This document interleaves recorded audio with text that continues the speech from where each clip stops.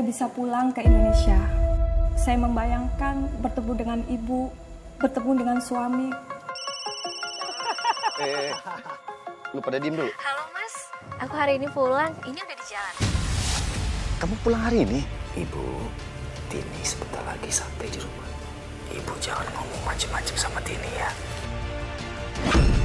Aku harus minta sebelum dia habisin buat bro. Gak ya Mas, kamu selama ini bohongin aku. Tiap bulan aku kirimin kamu uang. Atau jangan-jangan selama ini omongan kamu itu bohong semuanya ke aku. Jawab Mas.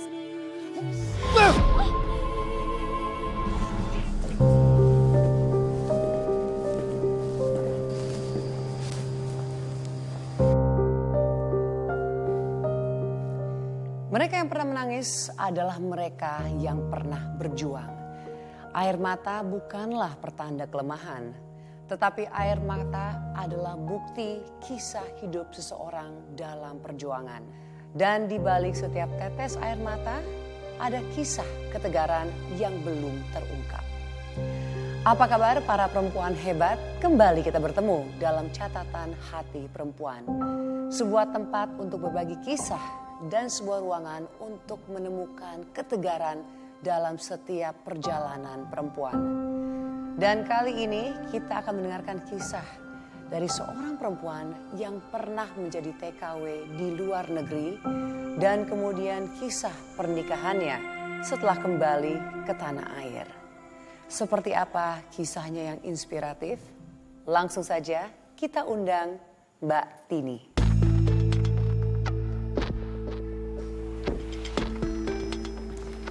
Silakan. Terima kasih.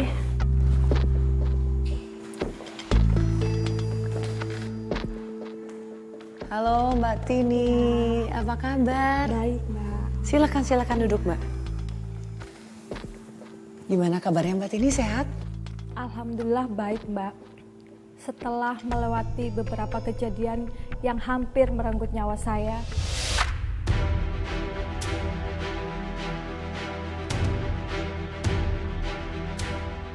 akhirnya saya siap untuk berbagi cerita. Terima kasih. Kami sangat mengapresiasi keberanian dari Mbak Tini. Pasti pemirsa di rumah sudah tidak sabar untuk mendengar kisah Mbak Tini. Jadi Mbak Tini pernah menjadi TKW? Iya. Oke, berapa lama Mbak? Sudah 5 tahun, Mbak. Oke, silakan Mbak boleh berbagi kisahnya. Waktu itu saya baru menikah. Di desa itu kan lapangan pekerjaan terbatas, Mbak. Saya menganggur, suami saya kerja serabutan. Kadang-kadang dapat pemasukan, kadang-kadang juga tidak ada sama sekali.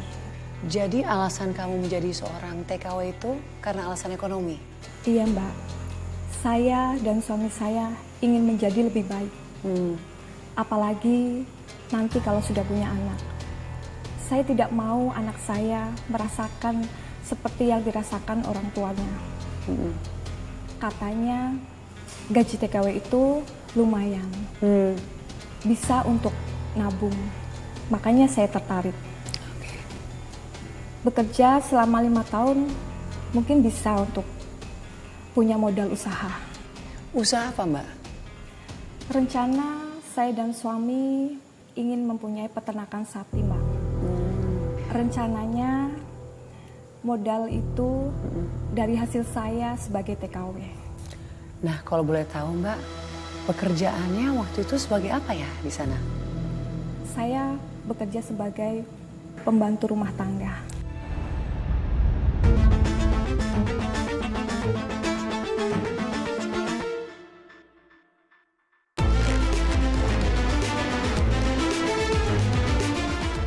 Saya belum terlalu bisa masak makanan khas daerah itu. Kalau saja ada yang salah, makanannya tidak cocok, makanannya terlalu panas, bisa diguyur ke badan saya.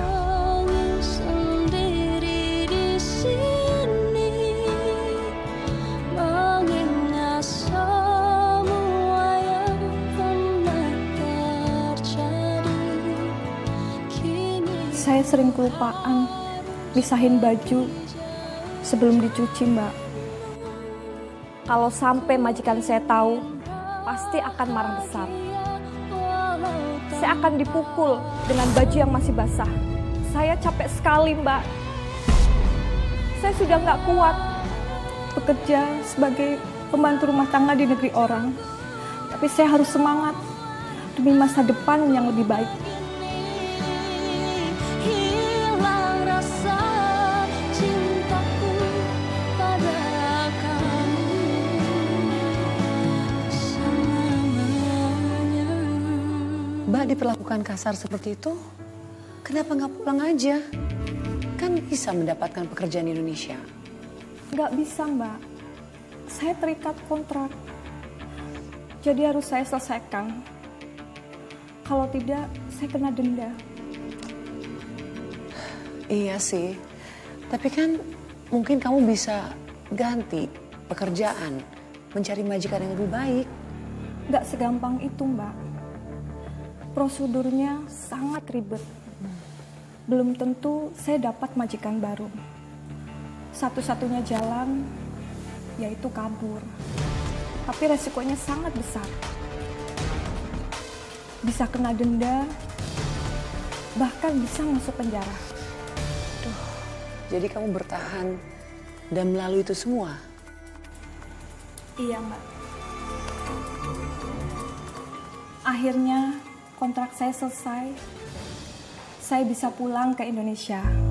Saya membayangkan bertemu dengan ibu, bertemu dengan suami. Saya senang sekali.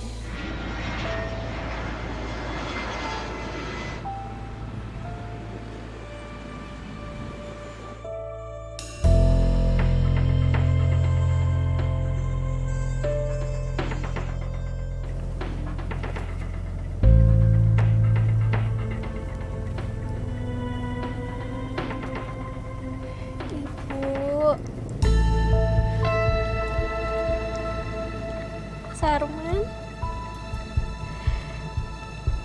Wah, rumahnya udah bagus banget sekarang. Sapinya banyak banget.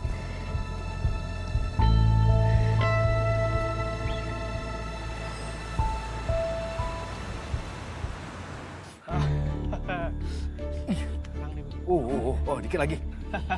Ih, lu ngapain sih ngintip-ngintip? Udah lu diem. Oh, kalah lu. Lagi gua. Lu sih ngintip mulu. Ya sih, lu duit minta sama istri aja kalah ngeluh mulu. Lu. Lihat aja lu, ntar gua bales lu.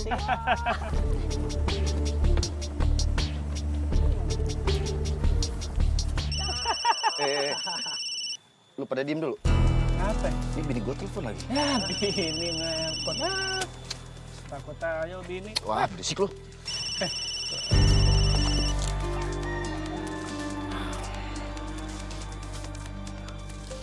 Halo sayang. Halo Mas, aku hari ini pulang. Ini udah di jalan. Kamu pulang hari ini? Kok kamu nggak ngasih tahu aku dulu sayang? Kan aku bisa jemput kamu ke bandara. Aku kan sengaja kasih kejutan buat kamu sama ibu. Kamu di mana Mas? Di rumah kan? Enggak sayang, kebetulan aku lagi di kandang sapi sayang, lagi ngeliatin sapi kita. Wah, aku jadi nggak sabar pengen liatin sapi-sapi kita Mas. Ya udah, ini sejam lagi kayaknya aku sampai sih Mas. Aku kangen banget sama kamu sama ibu. Iya sayang. Aku pulang sekarang ke rumah ya. Kamu hati-hati di jalan. Aku mau sambut kedatangan kamu di rumah, ya? Iya Mas, hati-hati ya. Assalamualaikum. Waalaikumsalam.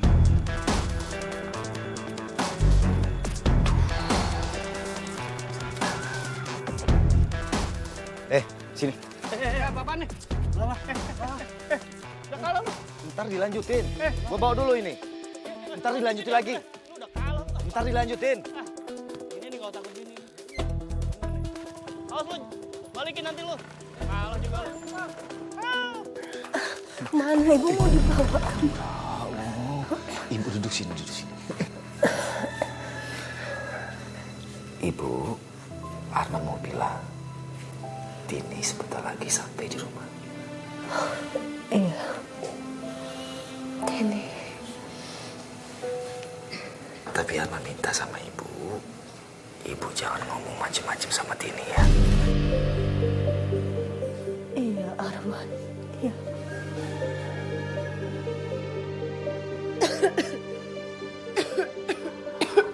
Satu lagi, Bu. Ibu jangan kelihatan sakit begini. Harus lihat sehat sama Tini ya. Coba sekarang Ibu senyum. Senyum. Ya, saya Arman ke belakang dulu, Ibu. Iya.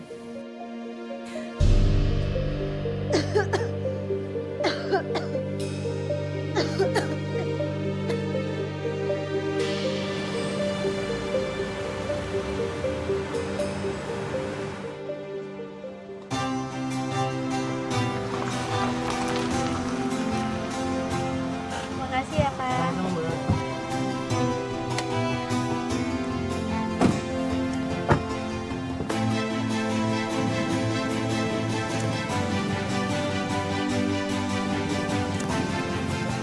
Mbak, Iya. Makasih ya, Mas. sama-sama Mbak. Mari.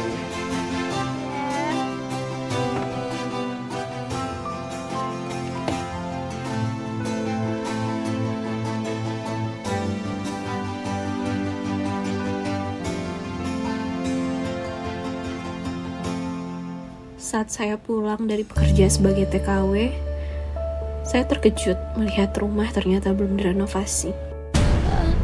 Padahal saya sudah mengirim uang ke suami saya untuk biaya renovasi rumah. Kok rumahnya masih kayak dulu? Kenapa nggak direnovasi? Padahal kan aku udah kirim uang buat biaya renovasi rumah. Ibu.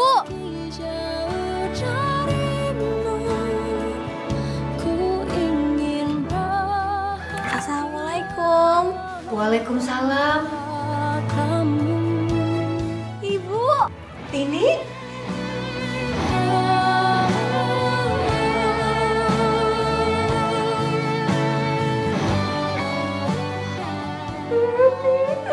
Ibu, Tini kangen sama ibu.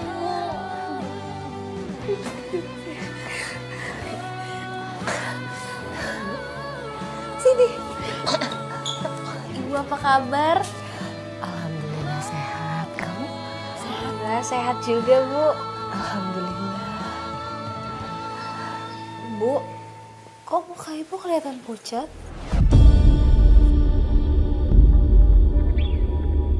Kok badan ibu juga lebih kurus? Ibu sakit? Enggak apa-apa Ibu, Nak.